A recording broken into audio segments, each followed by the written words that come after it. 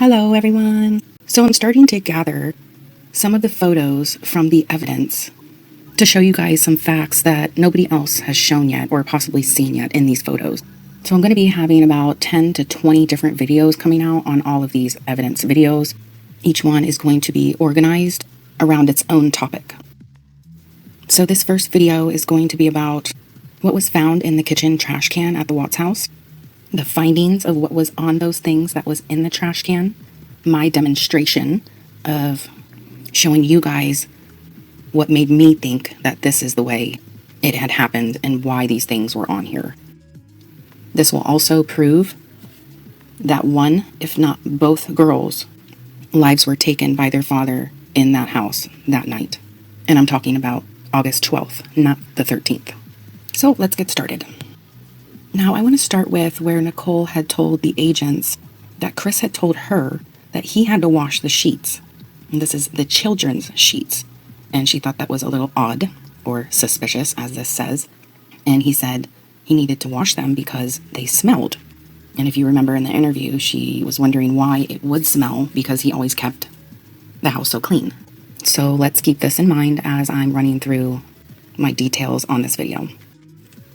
Now, these are the pictures that were taken from the discovery of the pillowcases that were in the kitchen trash can.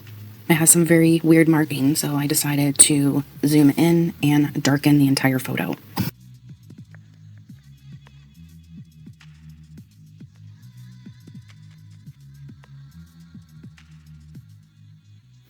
Now, with it darkened, you can see the outlines a lot better, so you can better understand my theory on what I think this was.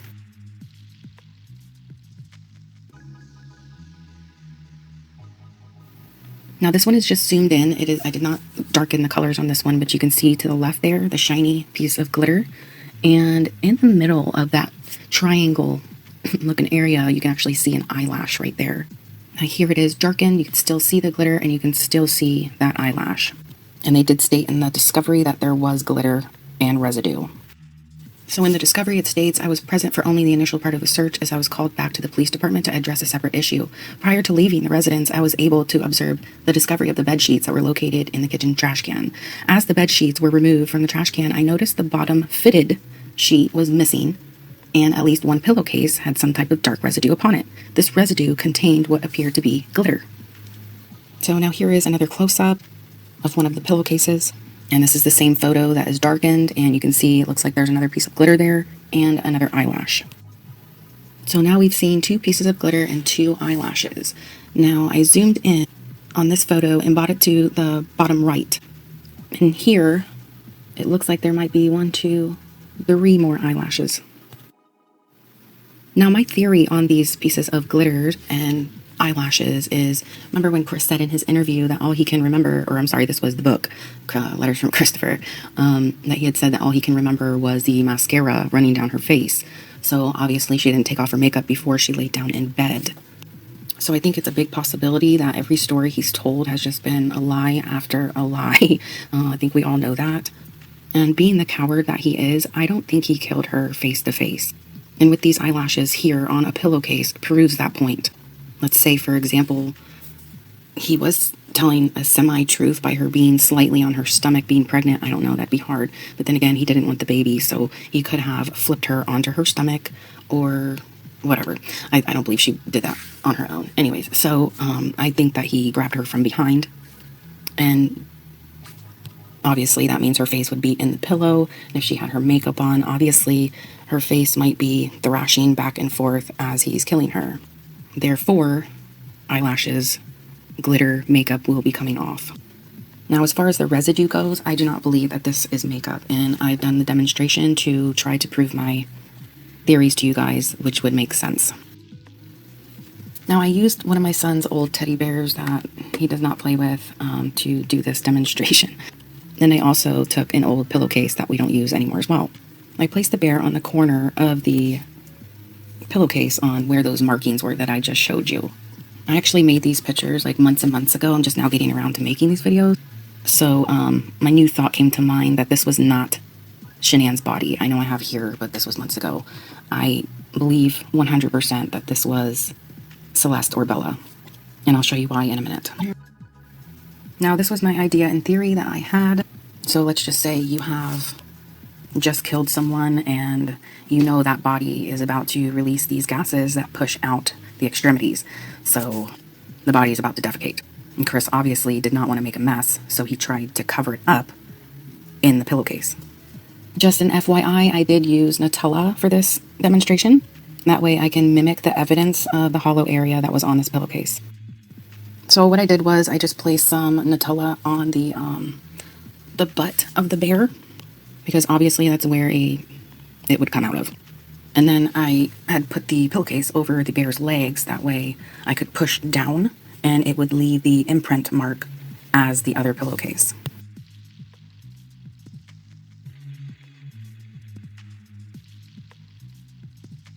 And this is the print that it left. As you can see, there was an opening hole where the legs were open. That's what I was shooting for. And obviously that bear does not have a human butt, so there's no creases that go around, and I'll show you that in just a second.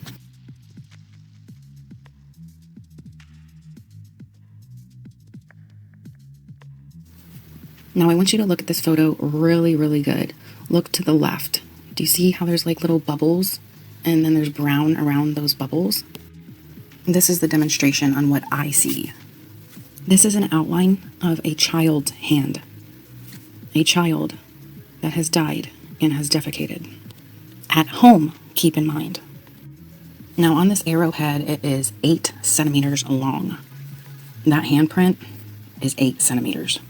Let me give you a better example. My youngest son is 6 years old, so I asked him to give me his hand, and I measured his hand 8 centimeters at 6 years old. Bella and Celeste were 3 and 4. Obviously, this was not Chris's hand. This was not Shanann's hand. So if this poor baby girl was wrapped up in a pillowcase after her father did this to her, and he wanted it to hold still, so he put the pillowcase under her butt and then possibly folded it over and put her hand on top of that area. And that's why there's an imprint around her hand, because her hand was laying down. So whatever goes around the hand is going to make the imprint. And that's the brown residue. So now that that's done, how is Chris supposed to clean this up? What is he going to do with that stuff that's in the pillowcase? Where do you think he did this at? Where do you think her body was left at? In her bed? Where he killed her? And obviously, that goes down a toilet, right? Let's see if you guys remember this. Make a mess. Any water in this toilet?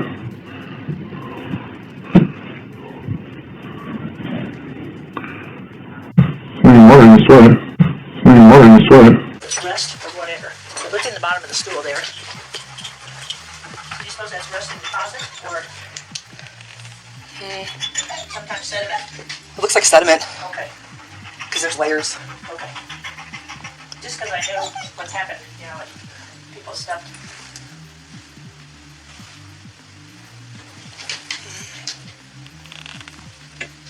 There's no water in this toilet. Oh, really? Nope.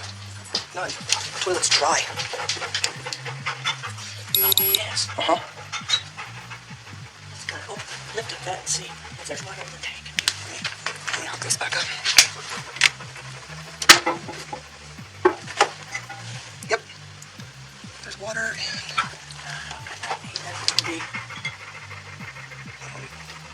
I'm not sure what that is. Unless they would suck the water out. Not flush it just dry. There's no water in this toilet. Oh, really?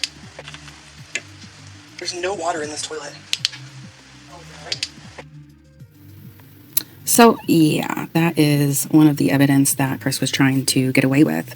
If he would have got away with this murder, he flushed part of it down the toilet. And that's why he turned that water off after he flushed it down. Now, the only physical way for you to have no water in the bowl, but have water in the tank, is if you turn the valve on the toilet, you flush twice. When you flush the second time, the water in the top tank won't come down into the bowl. So that's what he did here, to try and get rid of that evidence of his darling daughter. So now that you have seen my theory that at least one of the girls were gone at the house. I know a lot of you are going to say, oh, what about the shadows on the driveway? That's fine. There was only one shadow. So let's say it was Celeste and Bella was still alive or came back to life, like Chris says. But one of them were definitely gone before that truck ride. I mean, you can't deny that handprint. And about the 8 centimeters butt print as well. That's clear evidence. Now I'm going to show you guys the timeline in which Chris had plenty of time that night of the 12th to do this to his daughters. So Shanann had sent him, asking him to send him pictures of the girls that she missed them. And this was 10:32 in the morning, and these are the pictures that he sent to Shanann. Roughly 18 hours before their murders, Watts took one of the last images of Celeste in life. He sent this and one of Bella taken at the same time to Shanann. Now here at 7:46 at night on the 12th, 7 o'clock is usually, I believe, around their bedtime, and Shanann is asking for more pictures of her girls. So obviously at that time, if she wanted a photo of her girls, he should take a picture of them in their beds, correct? So why did Watts resend the images from earlier in the day at the dinner table that morning that I just showed you? So he added those two again, he sent her, and then he added this picture, which was also Bella's last known photograph in life at that birthday party they went to on the 12th. So he didn't even send her new photos. He sent her, 1, photos he had already sent her, and then 2, an older photo from the day before. She wanted to see them now in bed. Why didn't he send those? Is it because he already ended their lives? So let's take a look at his timeline of that eventful, fateful night. So this is the timeline broken down here at 2:46. He talked to Ronnie. An hour and 10 minutes later, Shanann asked if the girls had fun at the party. Watts said they were still there and they were having fun. Shanann replied, good, I'm glad, okay, love you. And Watts did not respond. An hour later, he's obviously at his house at this point, almost 5 o'clock in the evening, he's Googling a volcano. Now at the top here, I added the last time frame at 16:56 when he was actively searching for this volcano. 10 minutes after that, at 5:06 p.m., starts his premeditation, telling his coworker that he was going to go out to Survey 319, where he was going to dispose of his family. 1 minute after that, Watts had called Shanann's mother, Sandy Rusick. 13 minutes after that, his coworker said, I was going to head out there first thing tomorrow morning and check out 319. Did Troy talk to you about what I had found out there Friday afternoon?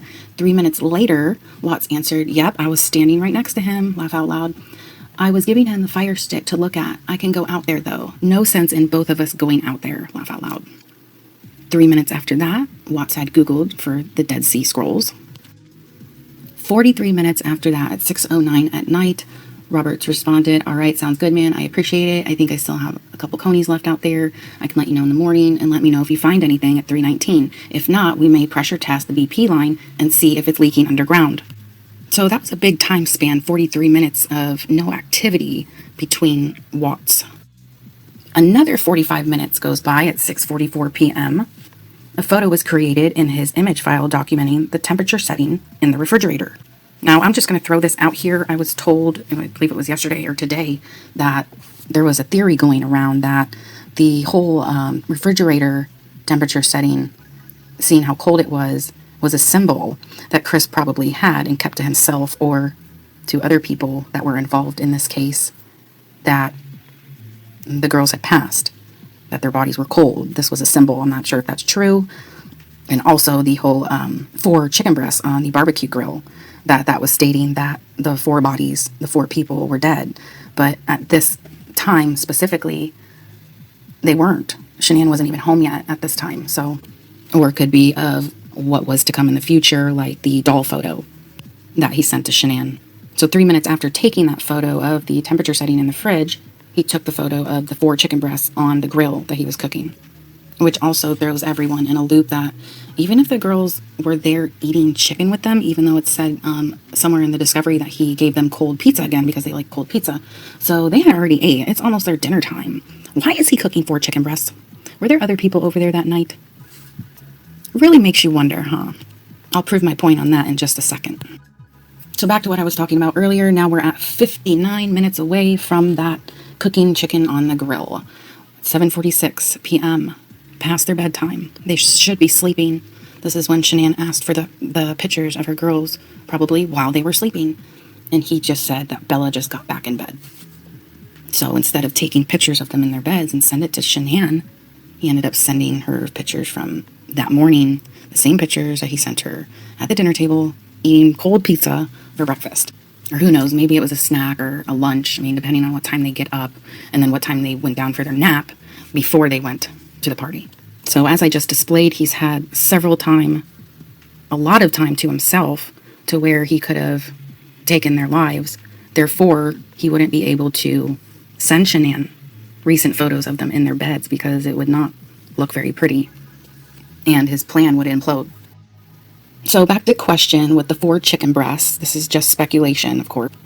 So on that 12th, the same day I've been speaking about during this entire video, that morning at 8:46, for 30 minutes, they spoke on the phone. It looks like she called Chris, and I can only imagine what the girls were thinking as he's talking, probably all lovey-dovey, to NK on the phone. I wonder if the girls were thinking to themselves or asking Daddy, who is that on the phone? Is that Mommy? And if he told them otherwise or not. Anyway, so they spoke at 8:46 in the morning, and then the next time they spoke was at that long phone call at 9:28 p.m. So there's this whole gap. Like supposedly she said she was with her family all day at some, what they say it was a museum or something they went to in her interview. But what about the night? Where was she at night? Where are the text messages from them back and forth? Were there text messages? If there was no phone communication between Chris and NK during this time that the girls were at the house that night and he was cooking 4 freaking chicken breasts on the grill, then where could she have been? They didn't put anywhere here in the discovery that he had even talked to Nikki at that point during all those other activities that they placed that I just showed you, and she has no phone activity during that time. I'm just saying. And if there were text messages between them, why didn't they state that in the discovery? Why haven't they shown us all of the text messages? We don't need all the dirty pictures, but at least the communication. I mean, that's suspicious, isn't it? That they're not showing that during that very important time frame. And then all of a sudden, she pings that morning in that same area when she never did that throughout her entire phone log activity, that video that I made on. So that about wraps up this video. I hope you guys enjoyed my theory and let me know your thoughts on this video. If you think I'm wrong, that's totally fine. Just keep it respectful in the comment area. Or if you have any other theories or thoughts you'd like to throw my way, I would love to hear them. And don't forget that I do have a lot of other videos very similar to this coming up. I'm going to consider it a series of evidence videos. So make sure you hit that subscribe button if you haven't already. Trust me, you're not going to want to miss these.